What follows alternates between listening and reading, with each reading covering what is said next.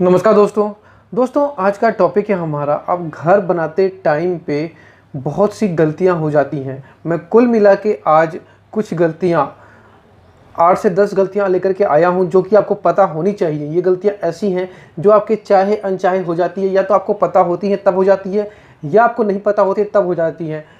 अब दोस्तों उसमें आप अपनी तरफ से तो कोशिश करते हो कि काम सही हो, मजबूत हो, लेकिन जो आप काम करवा रहे हो आपको पता नहीं है टेक्निकली, और वो हो जाता है कमज़ोर।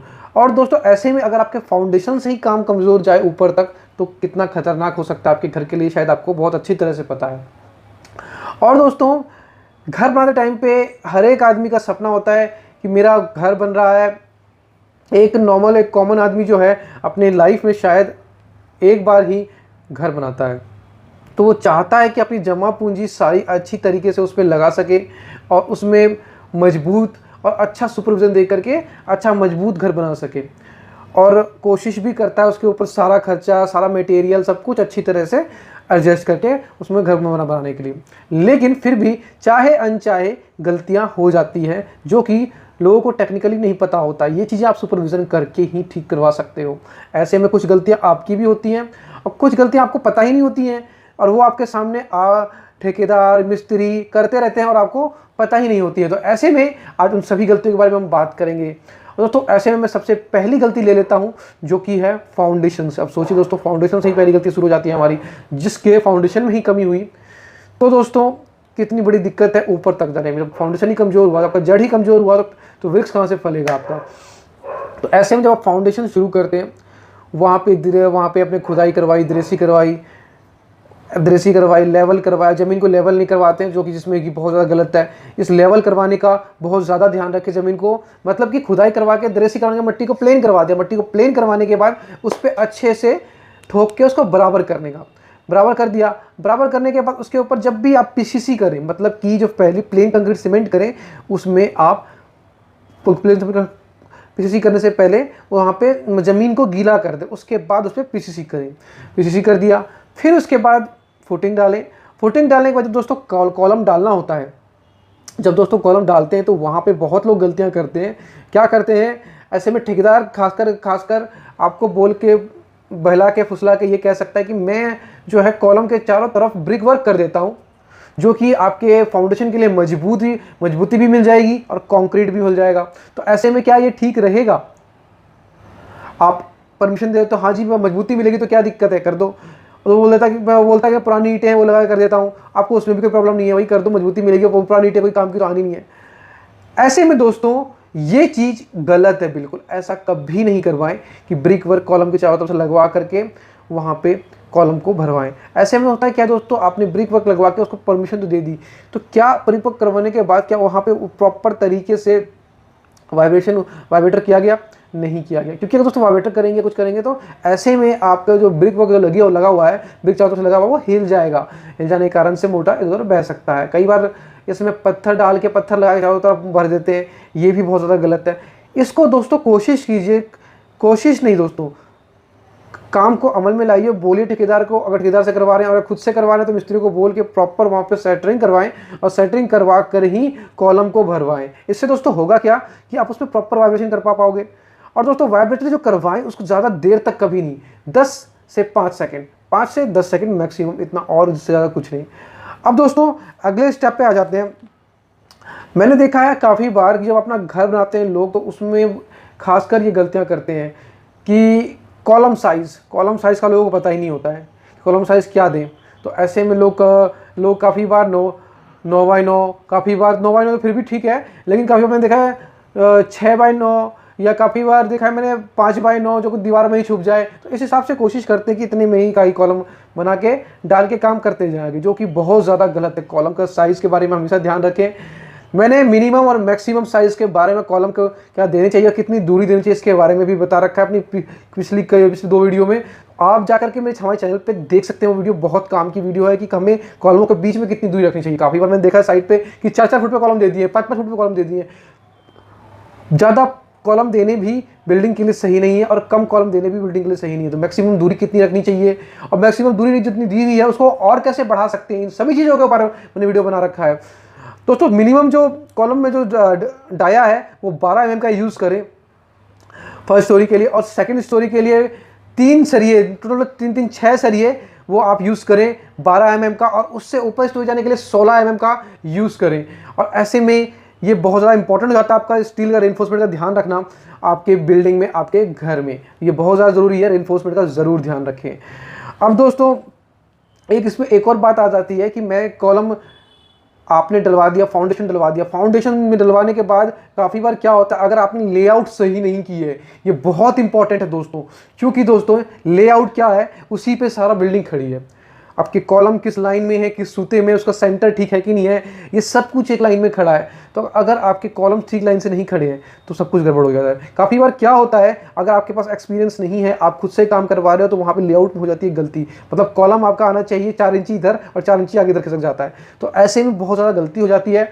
और जैगल मारते हैं वहाँ पे, जैगल मतलब कि सरिये को मोड़ के सीधा कर दिया और जैगल मार के फिर उसके वो कॉलम को डालते हैं। मतलब कि अब स्टिल ऐसे खड़ा है, आप उसको ऐसे मोड़ के फिर ऐसे सीधा करते हैं, मतलब कि वो ऐसे आके ऐसे 4 इंची 5 इंची मैंने जैगल मारते हुए देखा, जो कि बहुत ज़्यादा गलत है एक बिल्डिंग के लिए, एक घर के लिए। इस बात को हमेशा ध्यान रखें, ज़्यादा से ज़्यादा जैगल जो अलाउ है वो 1 इंची है, इस बात को जरूर ध्यान। और हाँ दोस्तों, सबसे खतरनाक बात मैंने इसमें ये देखा है कि काफ़ी बार कुछ ज़्यादा कॉलम आउट हो जाता है, तो वहाँ पे फाउंडेशन में मैंने ये चीज़ें सामने से तो नहीं होती हैं, अगर मालिक ऑनर हो तो आप खुद से तो नहीं कर पाओगे, लेकिन अगर आपने किसी को काम दे रखा है तो वो बार बार काम नहीं करना चाहेगा। वो क्या करेगा, कॉलम को कटवा देगा, कॉलम को कटवा के 4 इंची पीछे खिसका के वहाँ पे गड़वा देगा, और इसका सारा जुगाड़ होता है ये रातों रात, और या फिर आपके नज़रों से छुप के। तो ऐसे में इस बातों का बहुत ध्यान रखिए, बहुत ज़्यादा खतरनाक है आगे चल के बिल्डिंग के लिए। जो आपके फाउंडेशन में ही नहीं गया वो कॉलम, तो फिर उसमें क्या लोड लेगा वो।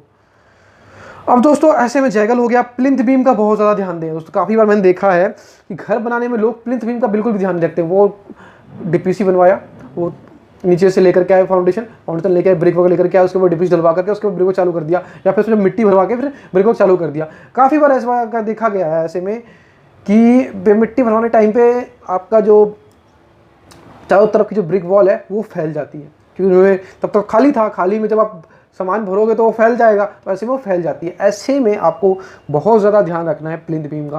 प्लिंथ बीम्स दोस्तों हम डालना चाहिए, किसी चाहे वो हल्का हो चाहे भारी हो, लेकिन प्लिंथ बीम डालना बहुत ज़्यादा ज़रूरी है। वो क्यों ज़रूरी है कि प्लिंथ बीम जो है आपके कॉलमों को एक बांध के रखता है, एक जगह बांध के रखता है, और चारों सभी कॉलमों को एक दूसरे से कनेक्ट करता है, सभी कॉलमों का लोड एक दूसरे को ट्रांसफर करता है। तो इसलिए प्लिंथ बीम बहुत ज़्यादा ज़रूरी है प्रॉपर तरीके से करवाना। और इसमें भी बहुत लोग गलतियाँ करते हैं, इसमें स्टील कम या इसमें थोड़ा मतलब ऊपर नीचे बहुत ज़्यादा करने की कोशिश करते हैं, कभी बिना प्लिंथ बीम के ही करना चालू कर देते हैं, जो कि बहुत ज़्यादा गलत है। पहले तो लोगों को पता नहीं था, अब पता होने के बाद भी लोग ये गलती करते हैं, जो कि बहुत बड़ी गलती है।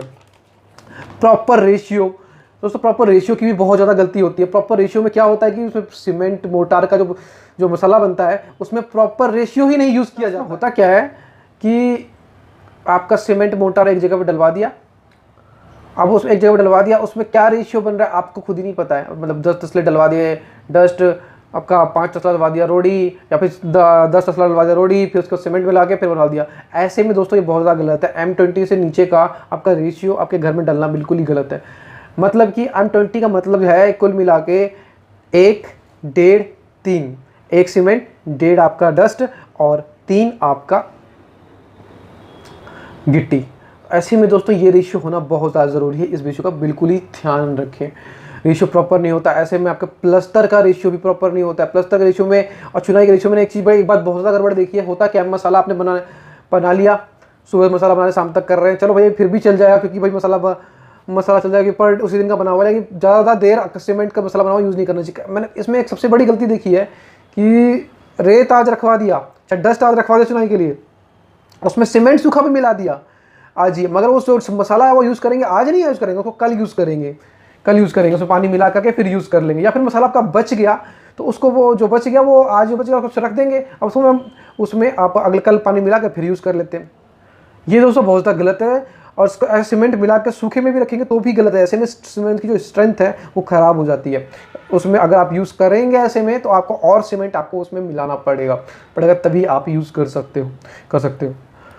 अब दोस्तों एक आखिरी और कुछ बातों में आ जाते हैं। अब हम लैपिंग जोन। अब दोस्तों लैप जोन जो होता है बहुत ज़्यादा ज़रूरी होता है। इसमें भी बहुत बहुत बहुत बड़ी गलतियां होती हैं। मतलब कि अगर लैब अगर उसकी सही जगह नहीं है तो एसएमएस आपका रेनफोर्समेंट अगर लैब सही जगह नहीं है तो स्ट्रक्चर फेलियर होने का बहुत ज़्यादा बड़ी वजह हो सकता है। मतलब कि आपका घर गिर सकता है भूकंप में अगर आपका सही तरीके से लैब नहीं है। लैब जो है हमेशा कभी भी आपको ना तो कभी स्लैब के बराबर में, ना तो कभी बीम के पास, मतलब देना कहाँ है, देना है आपको बीच में, दो बिल्डिंग्स के बीच में, और वो भी अल्टरनेटिव, मतलब 1 मीटर ऊपर नीचे देना है। अगर आपने एक 3 मीटर का पे दिया है तो एक आपको अगला आपको 2 मीटर पे आपको देना पड़ेगा, या फिर 3 मीटर पे देना पड़ेगा, तो 2 मीटर पे कम से कम आप देना पड़ेगा। तो ऐसे ऊपर नीचे आपको हमेशा, कभी भी जो लैब है सरिया का कभी भी मतलब एक जगह नहीं, हमेशा ऊपर नीचे, एक ऊपर एक नीचे, एक ऊपर एक नीचे, मतलब ऐसे लैब देना पड़ेगा आपको। आपको चाहिए ऐसे रेनफोर्समेंट को हमेशा आप हर जगह ध्यान रखिए, चाहे किसी भी चीज़ में हो, कॉलम में हो, चाहे आपका आप जीना बंधवा रहे हो, उसमें आपने लैब छोड़ा हुआ तो उसमें भी छोटे बड़े लैब करके छुड़वाएं। अब आखिरी बात पे आ जाता हूँ और मोस्ट इंपॉर्टेंट बात पे आ जाता हूँ, क्योंकि छोटी छोटी बातें ही अपने घर के लिए, हमारे घर के लिए बहुत ज़रूरी हो जाती हैं। क्यूरिंग बहुत ज़्यादा ज़रूरी है दोस्तों, बहुत ज़्यादा ज़रूरी है। सीमेंट अपना स्ट्रेंथ तभी पकड़ेगा अच्छी तरीके से, मजबूती तब पकड़ेगा।